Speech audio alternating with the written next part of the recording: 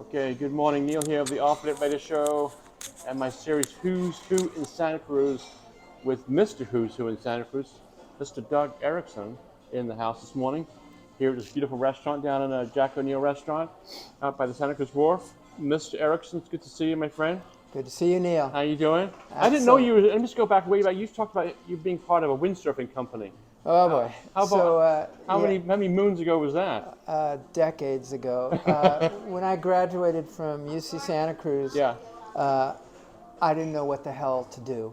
I had a degree in Latin and English literature, and I followed my passion to study literature, but Did you want to it's become a not teacher? career. Did you want to become a No, teacher? I just wanted. No, at that time, I didn't know what. And you picked Latin? Yeah, it's crazy. A mo, a mass, a mat. Yeah, right? that too. E pluribus unum. Anyway, so I knew how to surf, I knew how to sail, and there was a new sport coming out at the time called windsurfing. So I said, I'll create a windsurf company. Love that naivete that you have at that age, 23 years old. How much money do you have in your back pocket? I had nothing. I was fixing dings to make money. I was doing carpentry work, anything I could. Actually, I worked in the Moore sailboat shop, doing all the finished work on Moore 24s for about a year and a half. Yeah. And that's when we conceived of the idea with a partner, Justice, is his name, and we put together a company called Fleetwood.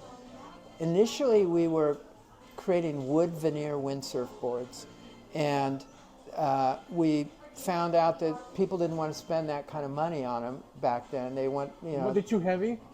they weren't too heavy. Oh, they they were weren't? veneer, right? Okay, yeah. But $800 versus 200, 300. It was a very small, limited market. Right.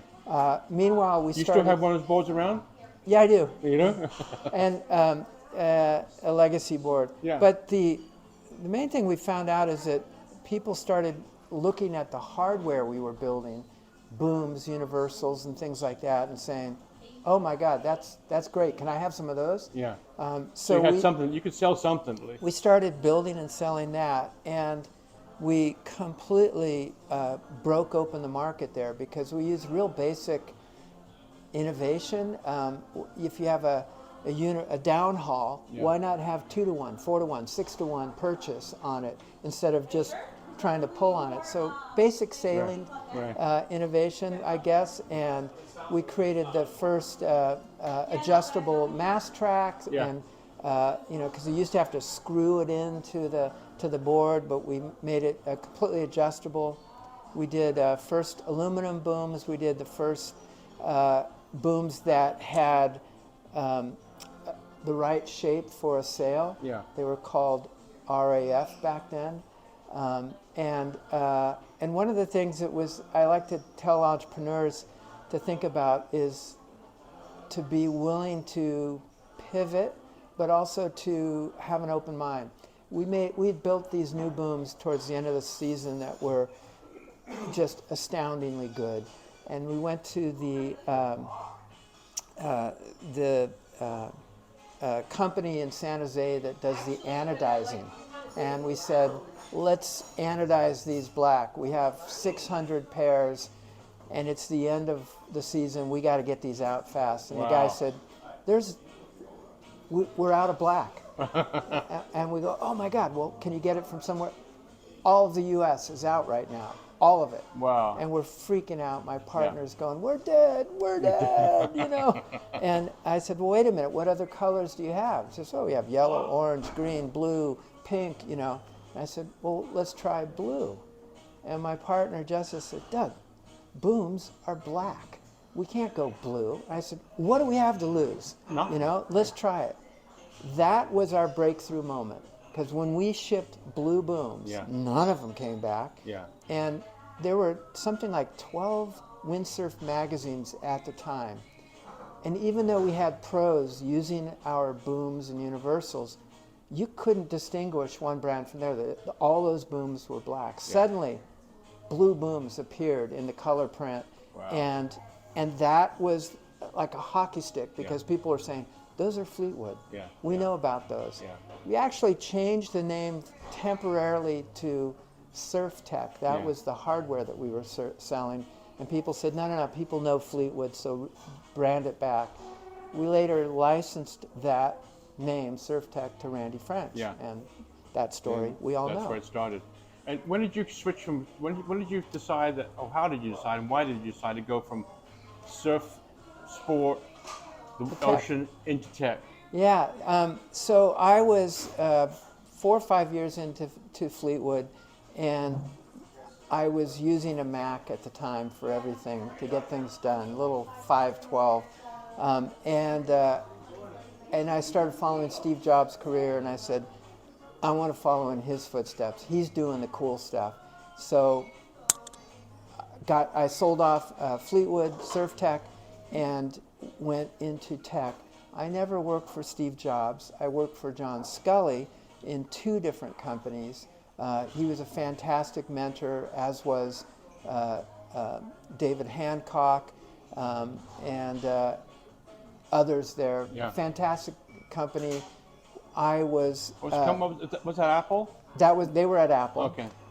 And we were a VAR for Apple. We did a lot of things like build the software for, I don't know if you know anything, RAID, for their RAID software. Where did you get that knowledge? Where did you get that knowledge from? Did you just self-taught? You got to teach yourself back then, you know. Yeah, so yeah. I've always been that way. You know, when I was 15 and I knew I was going to get a car, I decided, well, I better buy one and rebuild its engine. I ended up having to rebuild it 3 or 4 times to get it right. Yeah. But what kind of car was it? It was the first one was a TR3. Triumph TR3, yeah. Next one was a TR4, TR4A. Yeah. I also had a Citroen, De Chevaux Citroen. You had a way De back Chevaux, then. really? Yeah. The 2 horsepower? Yeah. And I would drive that thing from Berkeley, where I grew up, to Santa Cruz with the board sticking out the top. 18 horsepower, I think.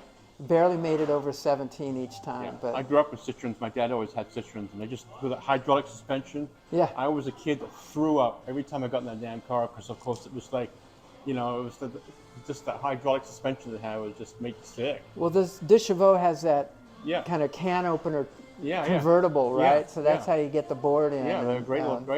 And I just thought of something. And one of the times that I used to hitchhike down when I was 14, tell my parents, I'm going over to a friend's house for the weekend in Berkeley, and then hitchhike down with a board. To surf? Yeah, and one of the times that I was here, I was at Cowell's, and a guy was new, and I was paddling out, and he started going to the left, so I went to the right, and then he started going to the right, and I went to the left, and then finally he just hit me full on with the nose of his board in the head.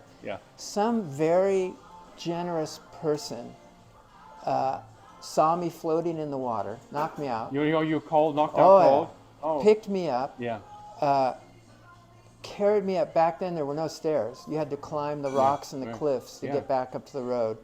Carried me to his truck, took me to Dominican. Holy smokes. And I woke up in Dominican. Wow. This was back when they had drapes and, you know, and a dial-up phone next to the bed, and the nurse said, so honey, how old are you? And I said, I'm 14.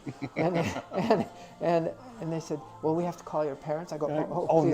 No, don't do that, please. I can't, they don't know I'm here. And she says, honey, you have chunks of surfboard in your head. We need to take them out, and we need your parents' permission to do it. Oh my God. So I dials up the number, and I hear my dad on the other end go, what? And anyway, I'm still grounded. Yeah, you're still grounded. Yeah. But someday I want to see if Dominican has records. Like, who brought me in? Yeah. If that guy's still around, man, it's long overdue. I need to thank him. Yeah, send him a thank you. Yeah. Sure. And now you're with Santa Cruz Works is what you have. So I've been in tech for almost 40 years, managing global expansion and sales teams for companies like WebEx, Cisco, others that you may not have heard of, sort of groundbreaking in imaging technology. And I had a wonderful career. My last 10 years were focused on Asia Pacific. That enabled me to travel all around Asia.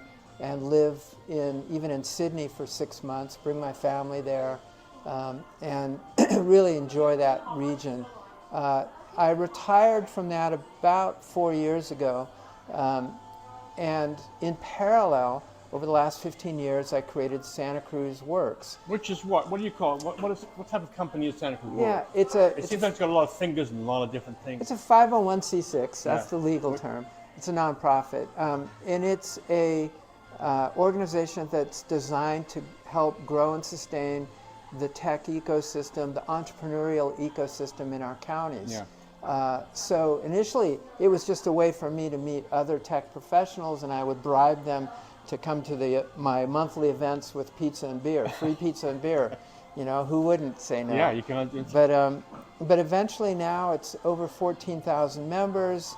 We employ 3 people plus 2 contractors. We put on 3 events per month to upskill, reskill, help people find out about job opportunities. We put on a big annual job fair. We just finished the 5th cohort of our accelerator. We've had 52 companies go through it. 27 have financial exits, Wow. like Cruise Foam. Yeah. And our hackathon, we just had our 10-year anniversary. We get 600 What's a people. hackathon? A hackathon is where people come together over, say, a 3-day period, Yeah. drink a lot of Red Bull, and come up with ideas for how to code and create unique solutions, like for global warming, for pandemic at the time, for ways to help Yeah. out others, and they'll create software apps and things and robots. It's a meeting of the minds. Yeah, and it's just a great way to get together and learn about, learn and test your own skills. So if people want to go there, Santa Cruz Works is a website, right? We have Santa Cruz Works. We also just announced a partnership with Santa Cruz Ventures. They have a $10 million venture fund. Yeah. So we're seed funding entrepreneur startups here in our county. Okay, cool. Yeah. Thank you for your time today. Thank I you. do have one final question. Sure. I need you to tell me what's your favorite Marianne's flavor ice cream? Oh my God, salted caramel. Oh my God. That thing is crack. I love it. Mr. Erickson, thanks for coming on the Off Limit Radio Show today. I Thank- appreciate it. We need to have you come back on the main show, but just for today, this has been the who's who of Santa Cruz, Mr. Doug Erickson. Thank you, sir. Thank you, Neil.